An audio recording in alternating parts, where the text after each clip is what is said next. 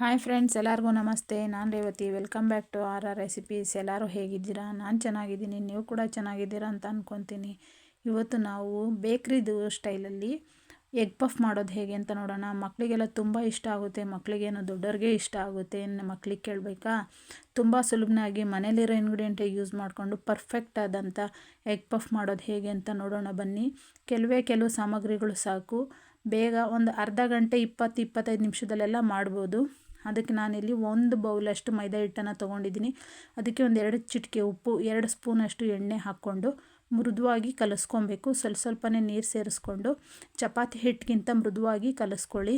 ನೋಡಿ, ಈ ಥರ ನಿಧಾನಕ್ಕೆ ಕಲಿಸ್ಕೊಂಡು ಅದನ್ನು ಡೋ ಮಾಡಿ ಇಟ್ಬಿಡಿ. ಇದು ಅರ್ಧ ಗಂಟೆ ಅಥವಾ ಒಂದು 20 ನಿಮಿಷನಾದರೂ ನೆನೆಬೇಕು. ಅಷ್ಟರಲ್ಲಿ ನಾವು ಸ್ಟಫಿಂಗ್ ರೆಡಿ ಮಾಡ್ಕೊಳ್ಳೋಣ. ನಾನಿಲ್ಲಿ ಒಂದು ಪಾನ್ಗೆ ಎಣ್ಣೆ ಹಾಕ್ಕೊಂಡು ಅದಕ್ಕೆ ಸಣ್ಣದಾಗಿ ಹಚ್ಚಿರೋ ಅಂಥ 2 ಈರುಳ್ಳಿನ ಹಾಕ್ಕೊತಾ ಇದ್ದೀನಿ. ಅರ್ಧ ಸ್ಪೂನ್ ಗರಂ ಮಸಾಲ, ಅರ್ಧ ಸ್ಪೂನ್ ಖಾರದ ಪುಡಿ, 1/4 ಸ್ಪೂನಷ್ಟು ಅರಿಶಿನ ಪುಡಿ ಮತ್ತು ಒಂದು 1/4 ಸ್ಪೂನಷ್ಟು ಶುಂಠಿ ಬೆಳ್ಳುಳ್ಳಿ ಪೇಸ್ಟನ್ನು ಹಾಕ್ಕೊಂಡು ಇದನ್ನು ಫ್ರೈ ಮಾಡ್ಕೊಬೇಕು. ನೀಟಾಗಿ ಲೋ ಫ್ಲೇಮಲ್ಲೇ ಹುರ್ಕೊಳ್ಳಿ. ಖಾರದ ಪುಡಿ ಹಾಕಿರೋದ್ರಿಂದ ಘಾಟ್ ಬರುತ್ತೆ. ನೋಡಿ, ಈಗ ಹುರಿಬೇಕಾದ್ರೆ ಮಧ್ಯದಲ್ಲಿ ಸ್ವಲ್ಪ ನಾನು ನೀರನ್ನು ಸೇರಿಸ್ಕೊತಾ ಇದ್ದೀನಿ. ಏಕೆಂದರೆ ಸ್ಟಫಿಂಗ್ ಇದು ಸ್ಮೂತಾಗಿರಬೇಕು. ಅದರಿಂದ ನೀರಲ್ಲಾದರೆ ಚೆನ್ನಾಗಿ ಬೇಯುತ್ತೆ. ಇದು ಕ್ರಿಸ್ಪಿಯಾಗಿರೋದಕ್ಕಿಂತ ಸ್ಮೂತಾಗಿದ್ರೇ ತುಂಬ ಚೆನ್ನಾಗಿರುತ್ತೆ ಟೇಸ್ಟು. ಅದಕ್ಕೋಸ್ಕರ ನಾನು ನೀರು ಸೇರಿಸಿ ಒಂದು 2 ನಿಮಿಷ ಇದನ್ನು ಬಾಯ್ಲ್ ಮಾಡಿಕೊಂಡ್ರೆ ಸಾಕಾಗುತ್ತೆ. ನೋಡಿ, ಈಗ ಅಷ್ಟರಲ್ಲಿ ನಮ್ಮ ಡೋ ನೆಂದು ರೆಡಿಯಾಗಿದೆ. ಈ ಹಿಟ್ಟನ್ನು ನಾನು ಒಂದು ದೊಡ್ಡದಾಗಿ ಚಪಾತಿ ಥರ ಮಾಡ್ಕೊತೀನಿ. ಚಪಾತಿಗಿಂತ ತೆಳುವಾಗಿರಬೇಕು. ಹೆಚ್ಚಿಗೆ ಹಿಟ್ಟನ್ನು ಹಾಕ್ಕೊಂಡು ಲಟ್ಟಿಸ್ಕೊಳಕ್ಕೆ ಹೋಗಬೇಡಿ. ನೋಡಿ, ಈ ಥರ ದೊಡ್ಡದಾಗಿ ಒಂದು ಚಪಾತಿ ಮಾಡ್ಕೊಂಡಾದ್ಮೇಲೆ 2 ಸೈಡು ನಾವು ಇದಕ್ಕೆ ಹಿಟ್ಟನ್ನು ಸ್ಪ್ರೆಡ್ ಮಾಡಬೇಕಾಗುತ್ತೆ ಸ್ವಲ್ಪ. ಅದಾದ ನಂತರ ನಾವು ಲೇಯರ್ ಚಪಾತಿಗೆ ಮಡಚ್ತೀವಲ್ಲ, ಆ ಥರ ನಾವು ಇದನ್ನು ಮಡಚ್ಕೊಂಡು ಮತ್ತು ಇದನ್ನು ಒಸ್ಕೊಬೇಕು. ನೋಡಿ, ಈಗ ಕಡಿಮೆನೇ ಹಾಕ್ಕೊಳ್ಳಿ ಹಿಟ್ಟು.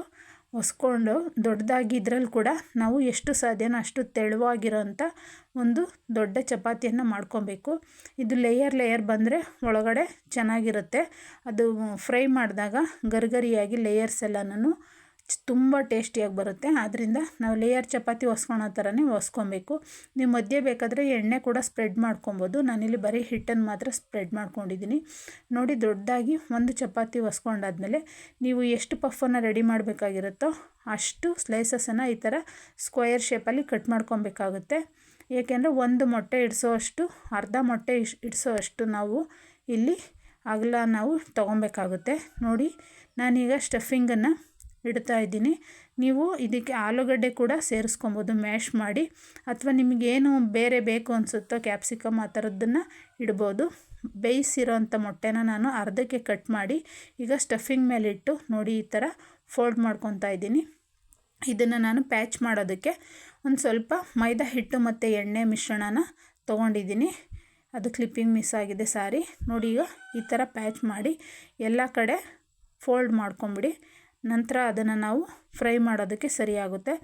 ನಾವು ಎಲ್ಲನೂ ಇದೇ ಥರ ಮಾಡ್ಕೊಬೇಕಾಗುತ್ತೆ.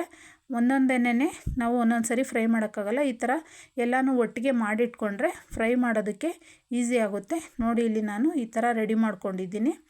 ಈಗ ನಾವು ಪಾನ್ಗೆ ಕಡಿಮೆನೇ ಎಣ್ಣೆ ಸಾಕು. ಒಂದು 4 ಸ್ಪೂನ್ ಎಣ್ಣೆ ಹಾಕ್ಕೊಂಡು ಎಷ್ಟು ಹಿಡಿಸುತ್ತೋ ಒಂದು ಸರಿಗೆ ಅಷ್ಟನ್ನು ನಾವು ಇಲ್ಲಿ ಫ್ರೈ ಮಾಡ್ಕೊಬೇಕಾಗುತ್ತೆ. ನೀವು ಇದನ್ನು ಪೂರ್ತಿ ಎಣ್ಣೆನಲ್ಲಿ ಬೇಕಾದರೂ ಕರಿಬೋದು, ಆದರೆ ಅಷ್ಟೇನು ಅವಶ್ಯಕತೆ ಇರೋದಿಲ್ಲ. ನೋಡಿ, ಈ ಥರ ಪಾನಲ್ಲಿ ಇಟ್ಕೊಂಡ್ರೆ ಸೈಡೆಲ್ಲ ಫ್ರೈ ಆಗೋದಕ್ಕೆ ಈಸಿ ಆಗುತ್ತೆ.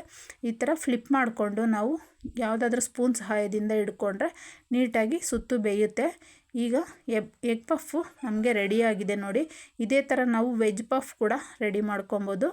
ತುಂಬ ಸುಲಭ ಮಾಡೋದು, ಮಕ್ಕಳಿಗಂತೂ ತುಂಬ ಇಷ್ಟ ಆಗೋವಂಥ ಸ್ನ್ಯಾಕ್ಸ್ ಇದು. ಹೆಲ್ತಿಯಾಗಿ ಕಡಿಮೆ ಇಂಗ್ರೀಡಿಯೆಂಟ್ಸ್ ಜೊತೆಗೆ ಕಡಿಮೆ ಟೈಮಲ್ಲಿ ಮನೆಯಲ್ಲೇ ಮಾಡಿಕೊಡಿ. ತುಂಬ ಟೇಸ್ಟಿಯಾಗಿ ಬರುತ್ತೆ ಮತ್ತು ಕಡಿಮೆ ಸಮಯದಲ್ಲಿ ಕೂಡ ಆಗುತ್ತೆ. ನಮಗೆ ಹೆಣ್ಮಕ್ಳಿಗೆ ಎಷ್ಟು ಬೇಕಾದರೂ ಬುದ್ಧಿ ಖರ್ಚಾದರೆ ಚಿಂತೆ ಇಲ್ಲ, ಆದರೆ ಟೈಮ್ ಸೇವ್ ಆಗಬೇಕು, ಇಂಗ್ರೀಡಿಯೆಂಟ್ಸ್ ಸೇವ್ ಆಗಬೇಕು. ಎಲ್ಲರದು ಅದೇ ಇಂಟೆನ್ಷನ್ ಇರುತ್ತೆ. ಆದ್ದರಿಂದ ನಮ್ಮ ರೆಸಿಪಿನ ಈ ಥರ ತೋರಿಸಿದ್ದೀವಿ. ಹೇಗೆ ಬಂತು ಅಂತ ದಯವಿಟ್ಟು ಕಮೆಂಟ್ ಮಾಡಿ. ಹಾಗೆ ನಮ್ಮ ಚಾನಲ್ನ